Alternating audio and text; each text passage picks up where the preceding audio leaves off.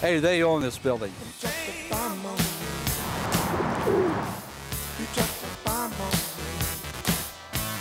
I think that's Buford right there, right? Look at the size of that thing. At the Ogden Courthouse, pigeons rule the roost. The old metaphor, you know, you get crapped on when you go in, and then what happens inside, and then it happens when you come out. And there's no justice here. Administrator George Berkeley has been a target himself, along with countless others for the last 6 years. When people come in, they're a little mad. They come in, look at my new shirt, my silk shirt. They might compromise some cases if they were in a really bad mood and, you know, weren't thinking, they were distracted by pigeon poop or something. Taped sounds of predators did nothing. 2 fake owls were soon bullied into submission. Even roof spikes proved useless. They push them aside. They just learn. These pigeons, hey, they went to the U of U law school. They know what's going on. They can't poison them, probably. Can't shoot them. Trap them. Move them to somewhere else. Been there, done that. The birds just flew back. And drastic action won't fly either. You can't poison them, you know, or they'd be dropping dead all over the place. We'd have people being hit with dead pigeons off the roof instead of dropping. Another idea? Umbrellas to take cover from the birds hovering up above. And you know, it may look a little odd on a day like today, but I'll tell you, I feel safer. But for now, they'll ignore the pigeons and protect the public. A $20,000 canopy will soon cover the front door. We've named the new canopy the 4P. The 4P stands for the Pigeon Poop People Protector. In Ogden, Kiaora Balul, Fox 13 News, Utah.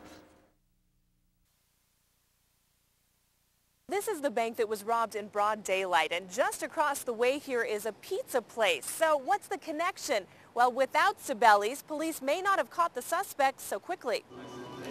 Well, I was just making a pizza and I seen it very suspicious, like a car just pulling over there for no reason.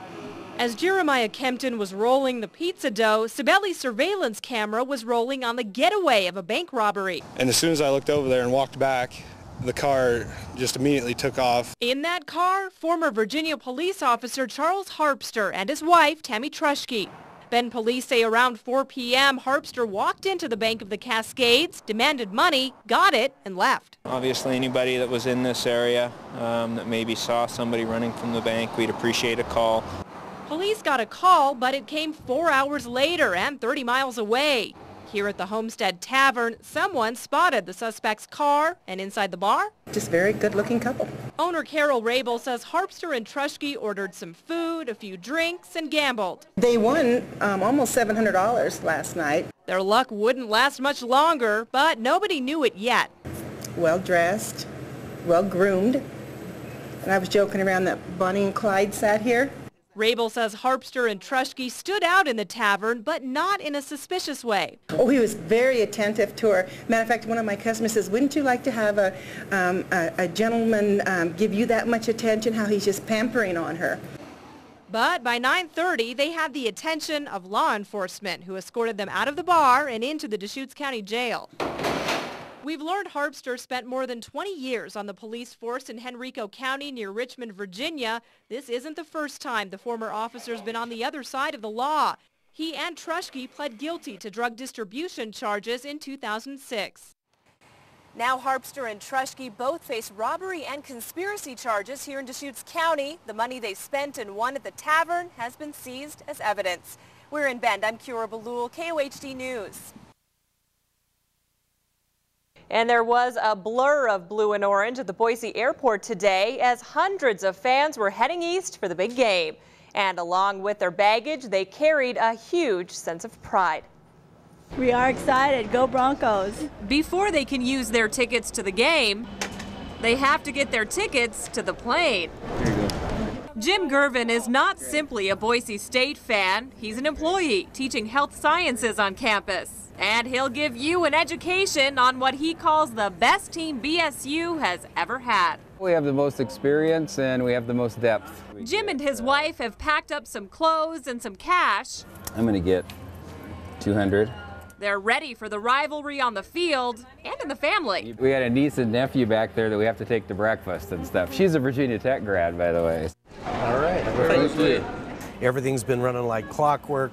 No delays, no real significant problems. Bob Harmon of Harmon Travel organized 6 Friday flights out of Boise, and weather worries have calmed as predictions about Hurricane Earl are no longer up in the air. Everyone's been nervous and wondering what Earl might do. We watched TV last night to see where the storm was at, and it looked like it was going to be north of Baltimore by the time we get over there. 40, 50 mile an hour winds, that's nothing. We've had 60, 75 here. But Maryland should be bracing for a powerful and passionate surge of orange and blue barreling toward FedEx Field. I hope that we can have at least 12,000, 13,000 people there, hopefully more. We're going to win. Is it okay if we're wearing white? Oh, that's okay. We love Bronco fans. And many of these fans will be arriving with sky-high excitement and expectations. It's probably the best game that we'll ever see, really, because this could mean a lot for our team today, and we will win. Go Broncos. That's what everyone's saying. I think that this is going to be the game that determines the championship this year. I think this is the most important game we're going to play this year. Any delay is worth it for this game. A lot of excited fans out there and relieved fans that the weather has hopefully gotten better out east.